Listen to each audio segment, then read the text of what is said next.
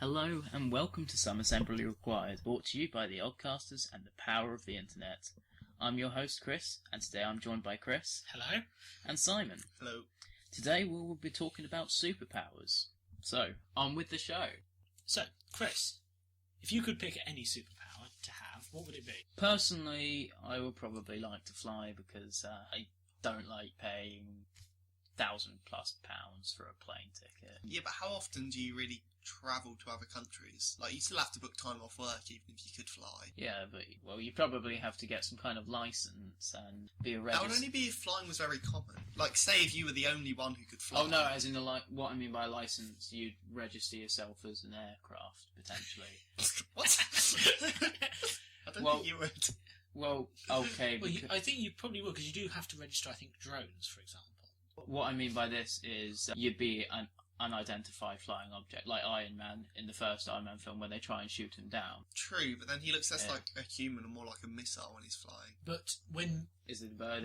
Yeah, that's the thing. Military, they don't see you as general. It's a radar. They pick something up on a radar and a jet will be sent out to intercept. And given you're just a human, you won't be able to communicate with that person to say that you're not hostile in some way, and you would probably be shot down. Oh, here's a question. Would you rather flying or teleportation? Because I feel like teleportation would be a lot less effort. What happens if you teleported to the same area as the same person at exactly the same time? That depends how teleportation works. No, that's true. I'd like to think you get stuck together, like Splinching and Harry Potter. That is... I mean, I've read various books that have had teleporting characters, and that does seem to be suggested as a fairly common risk. I mean, one suggestion that sort of they come up with teleportation would be the need to see where you're teleporting to. So, as long as you could see a video feed of wherever you were going to, you could teleport straight to there, and that way it would remove the risk of teleporting into another person or object. I think video feed, I think it'll more be... This line is on hold, please call back later, kind of thing. Don't teleport to it right now. Like, you put in the coordinates and they just say, somebody's there, sorry, can't do that. That would be if you were using technology to teleport, as opposed to it being a superpower. Oh yeah, we are talking about superpowers, aren't we? Yeah! Exactly. So, but then that begs the question with the video feed, you'd have to know exactly where you wanted to teleport to and already have been there to set up cameras and whatnot, unless you had some kind of satellite thing like Batman if you had tons of money. Lots of public places have CCTV. Alternatively, if you know someone in the area wherever you're going to, you could ask just to Skype them. So I'm just going to teleport down, I just need to check and see if the area's free. Can you turn on your... Exactly. I think that's a fairly minimal inconvenience. Alternatively, you just do a series of consecutive teleports, sort of as far as you can see it. So you can see it's clear over there, so you teleport to there, and then you teleport to the next place. I think it would still be quicker and more efficient than flying. It would definitely quicker, yeah. Problem with flying, though, like, you couldn't really fly that high, because just because you can fly doesn't necessarily mean you can breathe in higher atmospheres.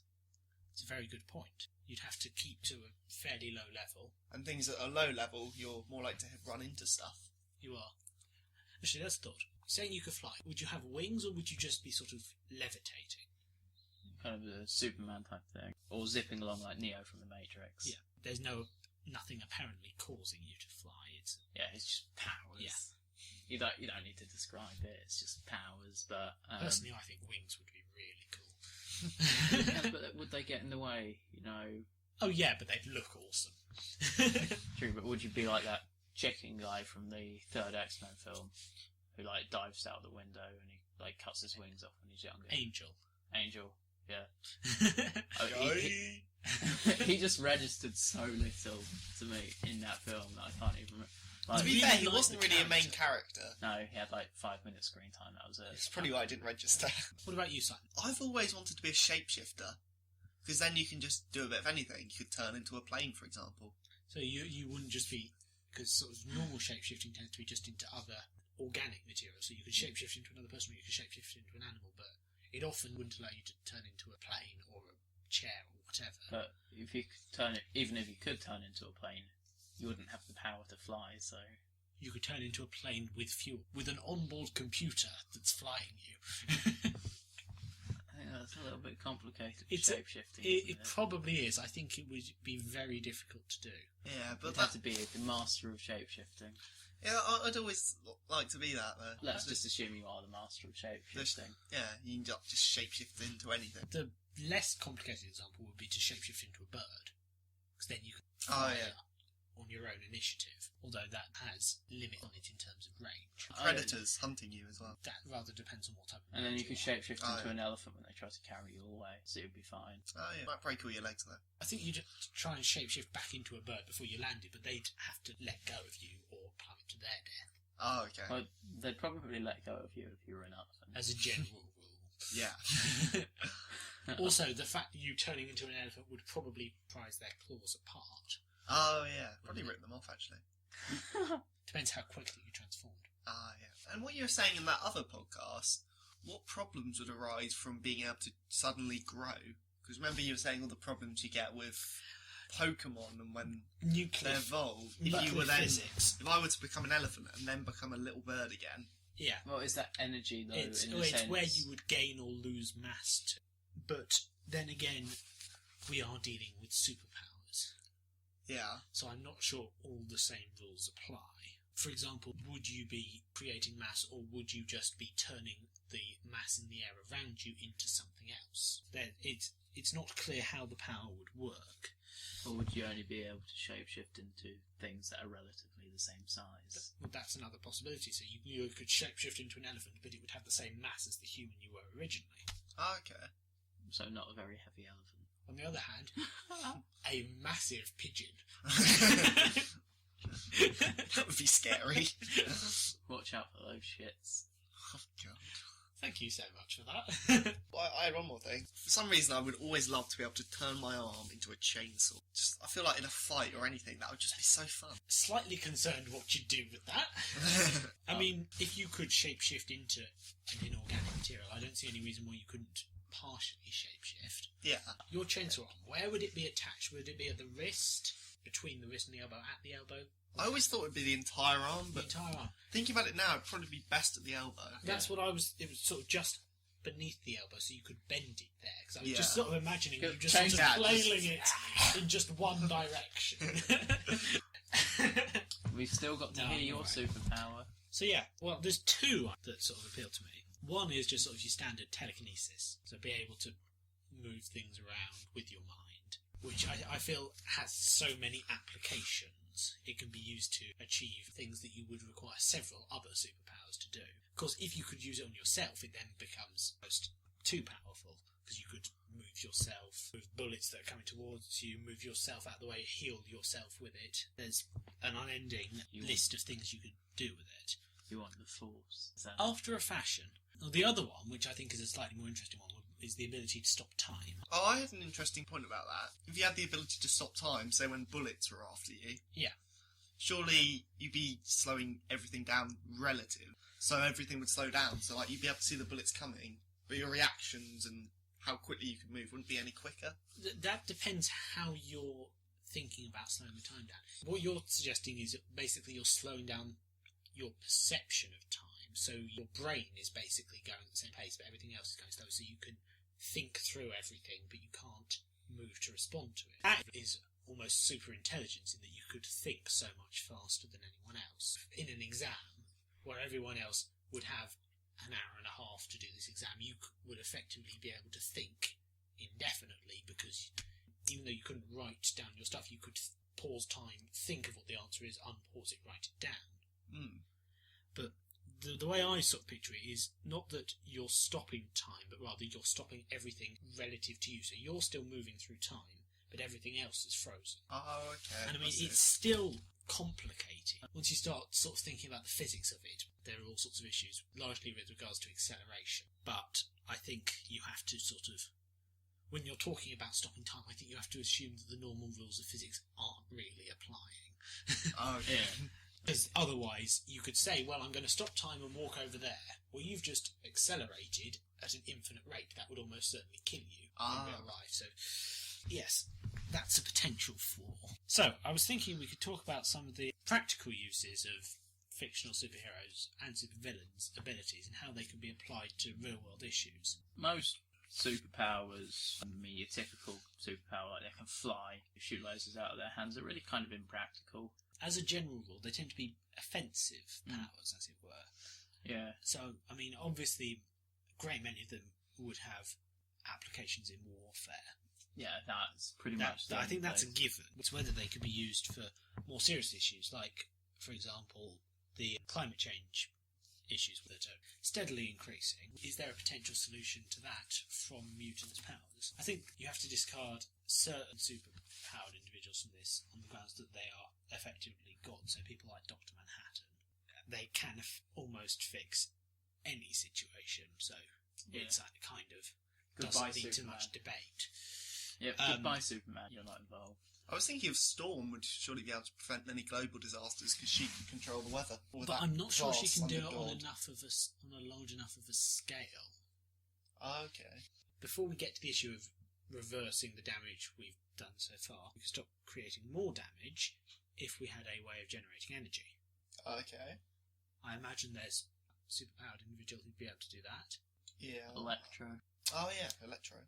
We've got an unlimited source of electricity there. Should we say a less supernatural superhero? Iron Man, with his arc reactor technology.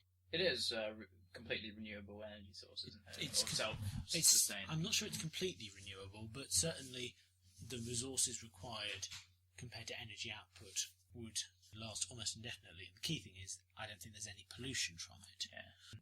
And there's also a similar thing to the arc reactor in The Dark Knight Rises. Oh yeah, that completely renewable energy source That was a nuclear fusion reactor. that can be used to blow up the city. Well, yeah, because it's nuclear. So can almost any energy source, if you Particularly wire nuclear it. power plants. The one problem with nuclear fusion is that, well, it wasn't a superpower.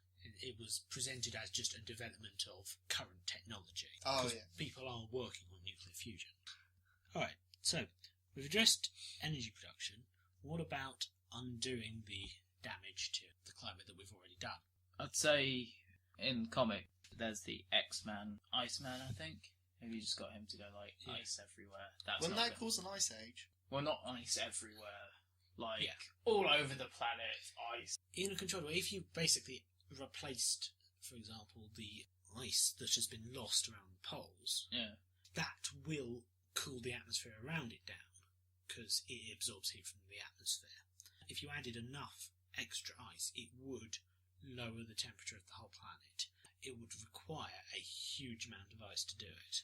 Well, he's got like an unlimited supply of ice. That's another issue. If he's just creating ice out of nothing, and he creates that much ice, some of it is going to melt, and Oh, you're yeah. still going to end up with issues of sea levels rising. Water level rising That would only help if the amount of ice he was creating was proportionate. was proportionate to the amount of water that was somehow disappearing. He'd have to... So we'd need a mathematician. Or a water. Dr. Manhattan. Again, I think that's something of a cure, but how would you get rid of water? Aquaman, possibly? Well, you can't. No, but that's the problem thing. is, where's it going to go? We could start sending rockets full of water and shoot them all at Mars. That's Like bullets. That's going to cost a lot of money and a lot of fuel just to get that much water up out there. And more to the point, launching rockets is not brilliant for the environment. True, but if you're cooling the whole temperature down, it might be worth it. Superman can fly out with buckets of water. Superman can fly out with buckets of water. Yeah, I was one about to say- bucket at a time. Saving the world one bucket at a time. Yeah. People who have telekinesis. Yeah. They can create a bubble with their mind, with the water, and then... Send them into space, and you only have to send out one rocket, and they'd be able to carry the water next to them. Yeah. That could work. That shouldn't work, but that could work. Do we need the rocket?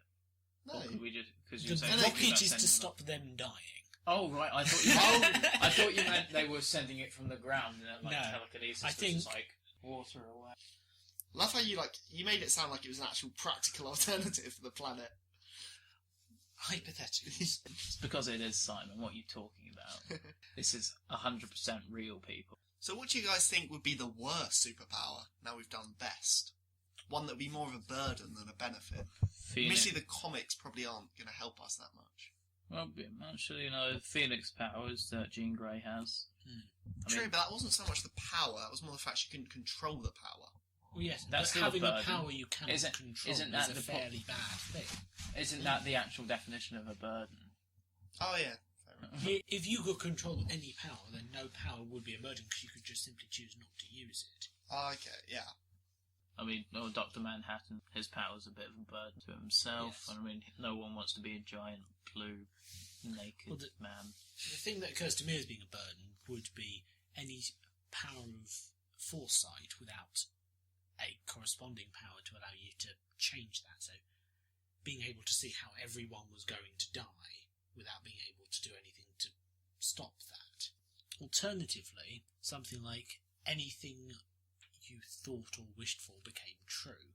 Something like that, because as a general you can't control what you're thinking. Random things pop into your head, and you could do so much damage by accident. I think that would be a fairly unpleasant power to have. The one that comes to mind for me is Rogue, really. I don't see many benefits from having Rogue's power. Well, there are some dubious ones, because I mean, among her powers, when she absorbs them, I think she also gets their memories. You could use something like that for interrogation, for example, but given that her power has the potential to be fatal, there are, should we say, ethical concerns. I'm sure she'd fit right in at Guantanamo Bay. Topical. Well, let's not pretend like America wouldn't actually use that if they could. Bear in mind the stuff we've heard they do in Guantanamo Bay. It depends whether they trust her. So there's no point using someone to extract information if you don't trust them to then give you reliable information. True. Thing is, would she give them reliable information? Possibly not. I mean, it would depend what her attitude towards doing it was. If she didn't want to do it, she would probably give them unreliable information so that they wouldn't make her keep doing it. Alternatively, if she was for some reason sadistic, then she would probably give them reliable information and then she could keep doing it indefinitely. Or what if just one of the guards happened to gain this power? What do you mean? One of the guards at Guantanamo Bay, what if they happened to... Are you Spontaneously gain this power. Are you asking me to make assumptions as to what the mentality of these guards are? Oh yeah, I'm saying that would be a benefit that if, say, one of the guards had this power. I think they'd have exactly the same issues with it as she would. I don't have the morals of Guantanamo Bay guards set particularly high. It's hard to know how much is down to individual guards, though. Are they just following orders? They're just good men following orders, because that excuse always works. Well, you can lose your job otherwise if you don't follow orders. True, but you do know what following orders is from, right? It's the defence that Nazi war criminals tend to use. Yeah. If you were doing something that was actually killing people, you may feel like you were crossing a line somewhere. Don't they play Russian roulette with them? I don't know. Yeah, that was from John Oliver. No, I think it would depend basically whether said guard thinks the ends always justify the means. If Batman had that power, do you think he'd use it? Because he's quite brutal. But Depends if he killed theoretically, his one rule is that he should never kill. True, but she can do it without killing them, just do it briefly. Well, he As a doesn't say. general He doesn't say when anything she about. uses it, she kills them unless someone else pulls her away, though. But she could come away from it, couldn't she? She sort of loses control once it happens. So I'm sure, certainly in the films, people tend to have to pull her off. Oh. So, while that might work For Batman. Well, no, it wouldn't work for Batman, I think. It would work if you're working with someone. Lots of people will say Batman has strong enough willpower, he has a contingency plan for everything, so he'll probably figure out something because he's always prepared. I'm sure he wouldn't use it without a contingency plan. It's just whether he'd think that not using it would still be the better option. If the League of Shadows had that power, because they think the ends always justify the means. They do. They would almost certainly use it. Then we must keep this power out of the hands of the League of Shadows. It's a good thing neither this power nor the League of Shadows exists, then. That's what they want you to think. I'm not naive. The Illuminati told me. Anyway, favourite superheroes, or superhero. Okay, Wolverine. So, why is your favourite superhero Wolverine? I just think the ability to just regenerate your health like that and just essentially live on forever is just insanely cool. So, Plus the claws just look awesome, amazing things to fight with. I just also think that his general stance in the films and just how he pulls everything off and just how cool a character he is.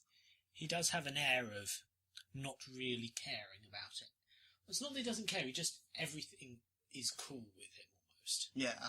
I like that scene in Days of Future Past where he's just there casually smoking a cigar. Yeah. I think that's pretty cool. Well, I think my favourite's probably Bruce Banner / the Hulk. I think he's the most interesting. Oh, I thought you said he was the most boring because of No, all the films. I said they have a habit in films of making it unappealing because they, understandably, he can be quite mopey in the films, which, while true to life, doesn't always make for the most interesting viewing. I think the way he's been portrayed, particularly in the Avengers films, Yeah. I think he's been really interesting because sort of the conflicting sides of his personality. Yeah. And how you've got the Hulk, who's this huge angry guy, and the normal Banner, who's a really nice person who's constantly trying to keep this in check. I just think that's really interesting to watch. Particularly that scene in Age of Ultron where he's like, I don't want to turn green, and she goes, cool, but I need the other guy, and just pushes him off a cliff. Scene I've totally forgotten about. I'm really surprised she didn't get killed then. Yeah, like, Hulk isn't exactly known for his patience. Yeah. It's not the sort of thing he'd wait to think it through to decide if it was a good idea or not. And that other scene, oh, my mistake, don't mention puny Banner. The Hulkbuster scene generally was very funny. I'd completely forgotten about that scene. How? Go to sleep, go to sleep, go to sleep, go to sleep. Well, no, I hadn't forgotten it existed. I forgot all the intricate details and how long it was. Yeah. So what about you, Chris? Personally, my favourite, I'm going to say superheroes, because there's a team of them. It's not Marvel or DC, they're the Incredibles. Oh, God. Oh, God. The Incredibles are awesome. Yeah. Although I have to admit, actually, my favourite character from The Incredibles, Edna. Edna She's Mode. brilliant. No cakes! But no, I just love Pixar, and I just love, in general, The Incredibles. I'm just going to say it's my favourite superhero film as well. I just love it. It takes a relatively mature concept of, well, essentially being in between jobs. Is that what it's about? Yeah, it's about superhero midlife crisis. Is it? It is, yeah. Yeah. To all extents and purposes, because the whole premise is he's no longer a superhero because superheroes have been banned by the government, but he doesn't quite know how to not be a superhero. Oh, okay. And essentially, while he is working a regular day job, he's in between jobs that he would particularly want. Oh, okay. So, fighting the big syndrome robot thing. Yeah, I think that just the way it approaches superhero films in a Yeah. very different way to how they're normally approached. Normally approached. I know you've got all of the big, mature, dark and gritty films. While I don't not like them, I have maybe got a little bit tired of the whole really overly dark and gritty vibe, and even though it's from 2004, The Incredibles, I just think it brings a lot of life to genre in the same way that the Marvel films typically do. I mean, they're all kind of bright, camp and colourful. Except for the Incredible Hulk. True. We don't talk about that one. Yeah. But, yeah, just like that, and, come on, It's like the Frozone. least favourite child of the MCU. That's my favourite superhero film, so if either of what you want to take off. Simon, do you want to or shall I? I can go. I've always loved The Dark Knight. It is just a standout film. I loved it since the first time I've watched it. I've seen it about 10 times now, and we're now engaged to be legally married. So that's quite They a big passed thing. a law recently. The Republicans said it was a slippery slope. But yeah, I love the gritty, how dark it is. Just everything about it. Heath Ledger's portrayal of the Joker was outstanding, and I haven't seen many actors live up to that performance in a superhero film.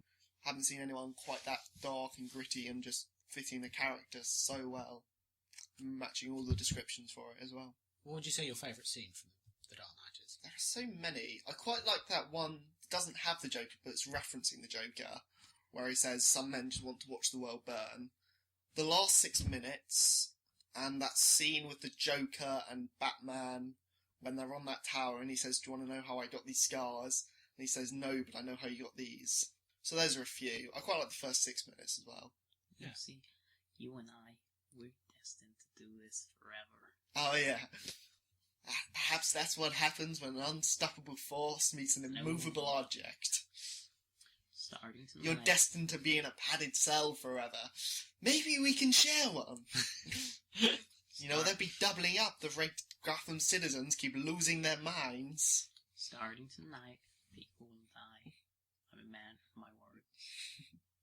It's also such a quotable film. Definitely.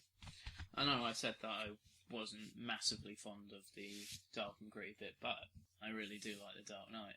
And Shame about The Dark Knight Rises. Like, it was alright.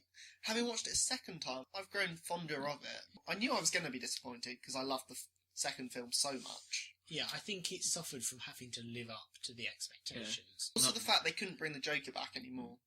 I Although Chris is right, think they probably would have had a cameo. I don't think... I mean, under the circumstances, I don't think In they fact, would. I think I heard that, you know, there's the court scene with Scarecrow. Yeah. I heard that was... The original plan would have been to have the Joker as the judge in that scene. what's it originally? I think it's in the novelisation of The Dark Knight Rises, but Bane would have freed everyone from the prison apart from the Joker. Yeah, that sounds And great. Bane would have sent some of his henchmen there to collect him, but he would have killed them all. I think that's what happens in the novelisation, or that was in the original spec script or something for The Dark Knight I just Rises. always believe it. thought, had Heath Ledger not died, but the sheer popularity would have given him a bigger role in the Let's call it a trequel. The final film of the franchise. I'm not sure it would have done. I think they would have felt it would have taken too much away from the rest of the film. It would, cameo definitely would have Cameo, happened. yeah, but to give him a substantial role in the plot would have taken too much of the focus away from everyone else, I think. Batman Begins is still quite good, though. Yeah. Not quite as gritty, but I quite like the twist at the end. Yeah, I think Better than the twist with Bane. I think it was one of the videos you showed me. Oh, so all this investment we've had into this villain has all been for nothing? He's just some guy the real villain knew? Great. Thanks, Bane. Thanks a lot. Okay. Dark Knight, though, was lightning in a bottle. I mean, like, where it was such a great performance from Heath Ledger, who was slated to, win Best Supporting Actor kind of thing, and then he up and died out of nowhere. That basically immortalised in this one role that everyone remembers him for. Seeing as typically do not hire out prostitutes, I wouldn't know what the going rate is. Simon? Legally speaking, I'm not allowed to comment on this topic, so He's just waiting move for on. the court proceedings to be finished. Anyway, your go, Chris. My go. There's a couple of contenders. I mean, I think the funniest one has to be Guardians of the Galaxy. But I think my favourite one has to be Captain America the Winter Soldier. I think as a overall film, it's the best. It's funny in places, the action is good, it has a good story, it's well acted. I don't think there's really anything about it I don't like. But, well, there are two bits that together don't make sense. Like, What's that? they're shooting at Nick Fury publicly in the streets, cop cars everywhere, and they think he died. And then later they manage to capture Captain America and the two other guys, do the same sort of routine. They goes, no, we can't shoot them here. Even though they've already clearly made a massive scene in the middle of the city. The issue is that the whole point of Nick Fury is he's the head of a spy agency. I don't think the public know who he is. Oh, okay. Also, you don't really see him for most of it, most of that fight scene. On the other hand, Captain America is an icon. It's not the idea of shooting someone in the street, it's the idea of shooting Captain America. Oh, okay. Plus, at that point, there were news cameras overhead, which they indicate to us. No, I don't think they were there during the scene with Nick Fury. Okay, so Chris, what do you like the most about Captain America the Winter Soldier? There's lots of bits to it. I mean, I think the bit that sort of stands out to me is sort of there's a lot of emotional weight in the film, which you don't often see with superhero films, which comes from the fact that the Winter Soldier is Bucky, someone Steve knows and cares about, and yet he has to fight him. And I think that's the sort of emotional weight isn't there in a lot of other superhero films. There's no consequences for the heroes in succeeding. There's always the risk that it might not work out for them, but assuming it does work out, it's brilliant. Whereas here, Captain America has this risk that he can save the world, but he has to kill this person who used to be his best friend. As I said, there's a lot more emotional weight than you often find in superhero films. Yeah, it's like then in Avengers Age of Ultron, they really didn't have much balls by killing off Quicksilver, because he'd just turned up for that one film. I would have found that it would have been a more bold and daring move to, say, kill off even Black Widow or Hawkeye. I don't think killing off Hawkeye would have been a daring move. A lot of people were expecting that to happen. Yeah. Also, I don't particularly care for Hawkeye. He's only really been to the films, and he wasn't really in the first one. Well, actually, he's been in... I guess he's been in most of the films Captain at this America. Was he in the first Captain? No, he wasn't. He was in the first Thor film. Was he? Thor breaks into the S.H.I.E.L.D. facility to retrieve Mjolnir, and Barton's there. I think I can understand the choice to kill off Quicksilver in terms of because of the relationship with Scarlet Witch. Yeah. It had a much greater impact on her than the death of Hawkeye would have had on any of the others. Unless, of course, they carried on with the Black Widow, Hawkeye romantic subplot that they'd been hinting at in the Avengers, and then I think his death would have carried a lot of weight. It was weird how they just suddenly changed the romantic interest to Hulk. Well, they planned that. They'd been planning that for a while. It was leaked quite a few months before the Avengers Age of Ultron came out. Yeah, but of course the script had already been written at that point. Yeah. I think it was. I read something about it, and it was. I can't remember. It was either the Marvel executives or Joss Whedon. One of them really wanted it and basically forced the other party into agreeing to it. I can't remember which way around it was. Joss Whedon Probably wanted it. Yeah. Yeah, and I mean, I think it was an interesting subplot actually, but I think it would have been better if it had been hinted at more in previous films, and if they hadn't laid all this groundwork for Hawkeye and Black Widow. It was kind of out of left field as well, because you get the whole Hulk lullaby thing right at the start of the film, and even right at the start of the film I was like, what? What's going on? Oh yeah, because they they never explained that.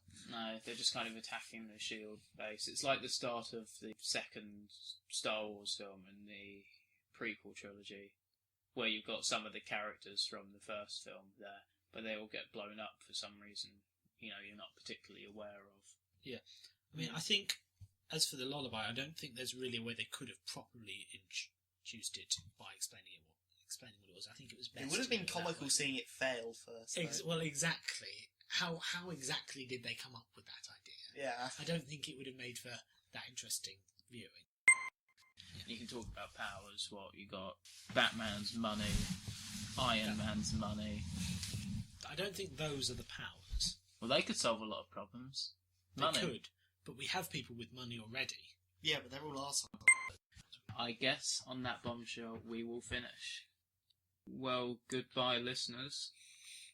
We will see you, or you will hear us next time, when we don't know when that will be. So next year. Amateur hour, right? So we do 2 a year. Hour. We do 2 a year, that's our thing. Yeah. No, also, we don't publish or release them. We don't publish any of them. Cool.